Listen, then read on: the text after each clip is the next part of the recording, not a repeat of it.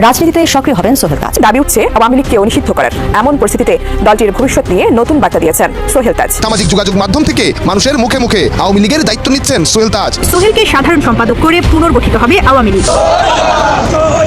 ইতিহাস রক্ষার দাবিতে এবার রাজপথে সোচ্চার সাবেক স্বরাষ্ট্র প্রতিমন্ত্রী সোহেল তাজ। আগামীতে আওয়ামী লীগের যে আপনি গুরুত্বপূর্ণ অবস্থানে আসবেন এই বিষয়ে কি একটু কিছু বলবেন? আবার যদি প্রয়োজন হয় আমি রাজপথে থাকবো, গণতন্ত্রের জন্য, আওয়ামী লীগের জন্য, বাংলাদেশের জন্য। বাংলাদেশের ইতিহাসে এক অশুভ ছায়া নেমে এসেছে। চলছে ইতিহাসকে বিকৃত করার সুপরিকল্পিত ষড়যন্ত্র। এতটাই গভীর যে মুক্তিযুদ্ধের চেতনাকে বিলুপ্ত করার অপচেষ্টা স্পষ্ট হয়ে উঠেছে। এ নিয়ে এবার তীব্র প্রতিবাদ জানালেন বাংলাদেশের প্রথম প্রধানমন্ত্রী তাজউদ্দিন আহমেদের পুত্র সোহেল তাজ। তিনি বলেন, আমার রক্তে আওয়ামী লীগ, আমি দলের দুঃসময় কখনো চুপ থাকতে পারি না। এই বক্তব্যে নতুন করে প্রশ্ন উঠেছে, তবে কি সোহেল তাজই আওয়ামী লীগের হাল ধরছেন? আমাদের সবাইকে ক্ষত করেছে, আমাদের বিবেককে নাড়া দিয়েছে। এই বিবেকের নাড়ার কারণেই আজকে আমি ব্যক্তিগতভাবে সম্প্রতি কিছু মহল থেকে আওয়ামী লীগকে চিরতরে নিষিদ্ধ করার দাবি তোলা হয়েছে। এই দাবিকে ঘিরে রাজনৈতিক অঙ্গনে শুরু হয়েছে ব্যাপক তোলপাড়।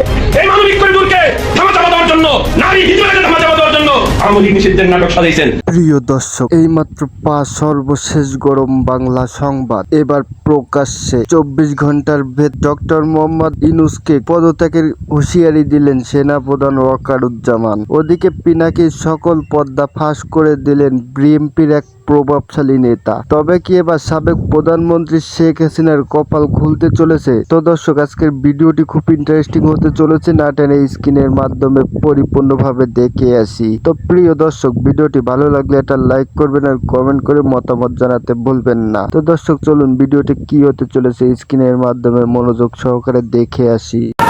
গণতন্ত্র বিজয় লাভ করলে তো এটার উত্তরণ দরকার। উত্তরণ মানে নির্বাচন। কিছু পাগলের কিছু উদয় হয়েছে, মিটিং করছে, ডক্টর ইউনূসকে 5 বছর 10 বছর 100 বছর বাঁচবে। আরে ভাই, হাসিনার যদি আমি পতন ঘটাই তাহলে তো স্বৈরতন্ত্রের পতন হয়েছে। তাহলে তো একটা নির্বাচন, গণতন্ত্রে যেতে হবে। এখন নির্বাচনের কথা বলে যেন মনে হচ্ছে যেন একটা অপরাধ। নির্বাচনের কথা বলতে পারবে না, সবকিছু বলতে পারবে। স্পষ্ট করে কালকে বিএনপির প্রতিনিধি দল যমুনায় গিয়ে বলে এসেছে, সরকারের স্বচ্ছতা এবং নিরপেক্ষ নির্ধারণের জন্য যারা নতুন পার্টি করেছে তাদের কোনো প্রতিনিধি এই সরকারে থাকতে পারবে না। 2 জন প্রতিনিধির কথা সরাসরি বলেছে। আরেকটা লোক আছে যে বাংলাদেশকে বিক্রি করতে চায়, করিডোরের নামে যুদ্ধ বাঁধাতে চায়, বন্দর উন্নয়নের নামে বিক্রি করতে চায়।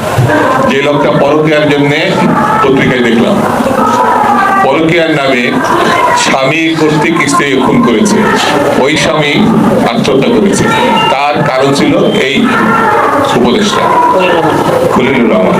সে বিদেশে পালাইছে 30 বছর আগে। তাকে লতিফুর রহমানের ভাইরা, সাবেক প্রধান উপদেষ্টা লতিফুর রহমান তার ভাইরা, তাকে এনে আপনি দেশ বিক্রির আয়োজন করবেন, তাকে ওরা পদত্যাগের বা বহিষ্কার করার কথা বলা হচ্ছে। মিনিমাম তাহলে একটা স্বচ্ছতা আসবে। আর যদি এটা না করা যায় তাহলে এই সরকারের স্বচ্ছতা নেই তো বুঝি। আপনি খালি একটা নতুন পার্টি বানাবেন এবং তাকে ডেকে এনে আপনার মুখপত্র বানাবেন, তার সঙ্গে ডেকে এনে আলোচনা করবে, তার জন্য আবার দাওয়াত কিছু লাগে না। আসলো হঠাৎ করে বেডরুমে ডক্টর ইউনূসের, আল্লাহ জানে ডক্টর ইউনূসের সে সময় ওয়াইফ ছিল কি ছিল না আমি জানি না, হঠাৎ করে ঢুকে গেল। আবার এসে সাংবাদিকদের বলছে উনি পদত্যাগ করার চিন্তা করেছেন। এসব ফাজলামি বাদ দিতে হবে। আপনারা নিজেরা ডক্টর ইউনূস প্রমাণ করেছেন আপনার দল হচ্ছে এনসিপি। তো বুকের সাহস দেখান।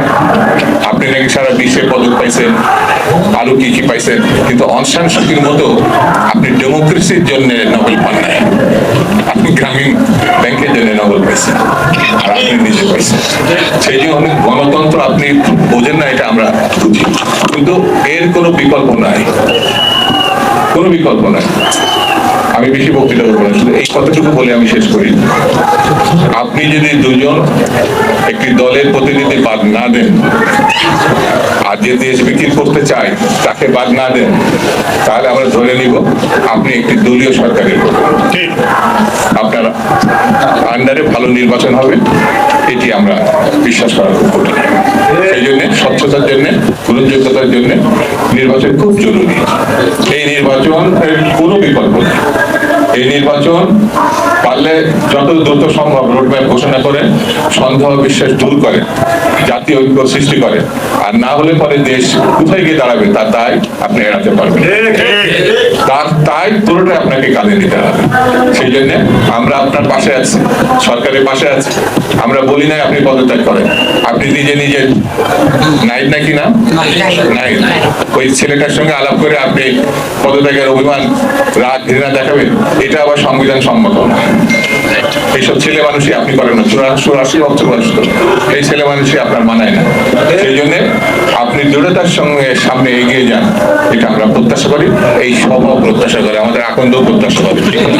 সবাইকে ধন্যবাদ। খুদা হাফেজ। বাংলাদেশ। আলাউদ্দিন সাহেবকে নিয়ে বছরের পর বছর ওই দেশে রেখেছে, অনুপ্রবেশকারী হিসেবে মামলা করেছে, অথচ এই আওয়ামী লীগের 47,000 লোক অনুপ্রবেশ করেছে, তাদের আরো জামাই আদর করে আধার কার্ড দিচ্ছে।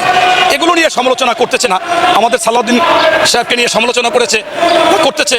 আমরা দেখছি যে একজন সাংবাদিক, বিশেষ করে পিনাকিদা, উনি একটু বেশি বেশি কথা বলতেছে। আপনারা জানেন যে এই পিনাকিদার ব্যাপার নিয়ে অনেক ভালো ভালো গুণীজনরা টকশোতে এসে বলেছেন যে উনি ফেরারি, উনি ঔষধ কোম্পানিতে অনেক টাকা দুর্নীতি করেছে, মানুষের জন্য খারাপ ঔষধ তৈরি করেছে। আবার উনি গণজাগরণের মঞ্চের সময় বলেছে যে গণজাগরণ মঞ্চের যারা বিরোধী করবে তারা রাষ্ট্রদ্রোহী, তারা রাজাকার, তারা এই স্বাধীনতার বিপক্ষে, এরকম বলেছে। আবার এখনো আপনারা দেখবেন যে এই আন্দোলনের শুরু থেকে বিভিন্ন সময় বিভিন্ন কিছু চেঞ্জ করে। আমার মনে হচ্ছে যে উনি একটা কিছু কিছু লোকের মধ্যে চিন্তা ভাবনা থাকে যে পিছনে কি বললাম ওটা আমি মনে রাখবো না, সামনে ওনার মাথার মধ্যে সামনে যা বাজে সেইটাই বলে, পিছনের কথা চিন্তা করে না। কিন্তু দুঃখজনক হলো আপনারা যারা সাংবাদিক বা জনগণ ওই পিছনের কথা তো টেনে আনেন, তখন উনি একটু লজ্জা পায়। তারপরও ওনার সবচেয়ে এটা একটা ইনকাম সোর্স, ওনার যে পেসে ইনকাম হয়, এই ইনকামটার জন্য উনি চিন্তা করে যে আমি কোন কথাটা বললে জনগণ খাবে, পাবলিক খাবে, আমার বিজ্ঞাপন হবে, আমি কিছু ভালো টাকা পয়সা পাবো। এখন আপনারা যারা আছেন তারা তো এইরকম চিন্তা করেন না, আপনারা একটা গুজব বা মিথ্যা কথা বলতে পারেন না, কিন্তু উনি সুন্দর করে বলে ফেলতে পারে, বলে ফেললে কি আর করার আছে। তাই আমি মনে করতেছি যে আমাদের এই পিনাকিদা সামনের দিকে তাকাই কথা বলতেছে, এতে আমি কিছু মনে করতেছি না। ওনার যদি কিছু সুবিধা হয়, ওনার যদি কিছু আয় হয়, তবে জনগণকে বুঝতে হবে যে কোনটা সত্য, কোনটা মিথ্যা, এবং কোনটা উনি জনপ্রিয়তা অর্জনের জন্য দিয়েছে। আমি দেখলাম 3 দিন আগে ওই লন্ডনের সৈয়দ মাসুক, ইউকে কসবা টিভি, আরও 2-3টা থেকে উনি লাইভ করছে, বললো যে আজকে রাতের মধ্যে প্রেসিডেন্ট হচ্ছেন ডক্টর মোহাম্মদ ইউনূস এবং প্রধানমন্ত্রী হচ্ছেন আপনার আমির, জামাতের আমির, এবং এই এনসিপি দিয়ে নিচ্ছে। বিএনপির লোকজন নিতে পারে যদি যারা ভারত বিরোধী ইয়াংদের নেব, তবে আপনার হচ্ছে যে স্পষ্ট কথা হচ্ছে আর্মি প্রধানকে গ্রেপ্তার করা হবে, চুপ্পুকে গ্রেপ্তার করা হবে। তা আমি ওই জায়গায় কমেন্টস করলাম যে আপনি কি ঘুমাইয়া আকাশ ফুটা করিয়া দেখেন যে পাশায় হাত, এরকম অবস্থা কিনা আপনার। এখন এর পরদিন আবার একটা দিল যে আজকে জামাতের সাথে বসে জামাত আর বিএনপি সরকার গঠন করে ফেলাইবে আজকে সন্ধ্যায়।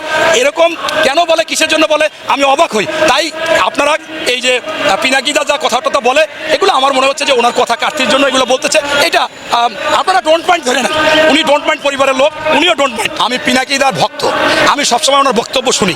আমি দেখেছি যে উনি পিছনের কথা ভুলে গিয়ে, অর্থাৎ যে গণজাগরণ মঞ্চের পক্ষে কথা বলেছে, গণজাগরণ মঞ্চের বিরোধিতা করলে তারা এই দেশদ্রোহী, তারা স্বাধীনতা বিরোধী, তারা বাংলাদেশের নাগরিকই না, টকশোতে এসে বলেছে, 71 টকশোতে এসে বলেছে, সেই বেচারা আবার মনে করেন তাদের সমালোচনা করে। আমার মনে হয় উনি পিছনে না তাকায় শুধু সামনে যায়, এটাও কিছু কিছু লোকের জন্য এটা ভালো। তবে আমি এইটা মনে করি যেহেতু ওনার সোশ্যাল মিডিয়ায় কিছু পেজ আছে, এখান থেকে উনি আর্নিংয়ের জন্য এইগুলো কথাগুলো বলে থাকে।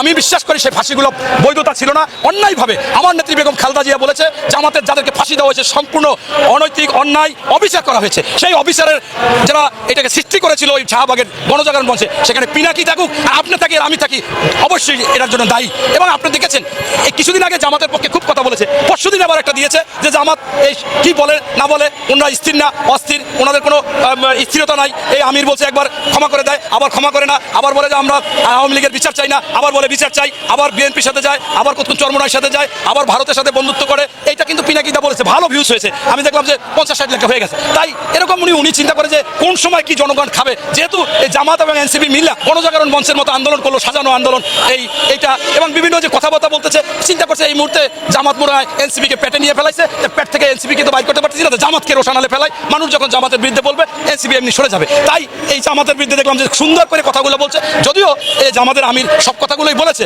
এবং এইটা উনি সুন্দর করে তুলে ধরছে। আমার একেবারে পুরোপুরি ধারণা যে 90% উনি ওনার ওই বক্তব্য কাটতির জন্য, পেজ কাটতির জন্য, পেজে বেশি ভিউজ বাড়াবার জন্য, আয় করার জন্য এটা বলে, পাশাপাশি উনি সামনের দিক তাকায়, এটাকে আমি খারাপ মনে করি না।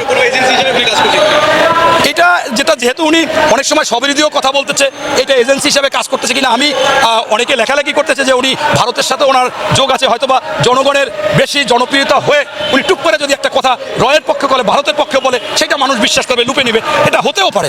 অনেক সময় কিন্তু এরকম হয়, একটা দলে একজনকে ভালো অবস্থানে নিয়ে সেই অন্য দলের সাথে বলে যে এই দলকে আমাদের সাথে যাইতে হবে, এরকম যে আপনার ধারণা যে অমূলক তা না, এটা হতে পারে যে সে কোনো এজেন্সি হিসেবেও কাজ করতে পারে, হয়তো বা একসময় সেই দিকে টোটাল মোড় হতে পারে, ইউটার্নও নিতে পারে। ধন্যবাদ।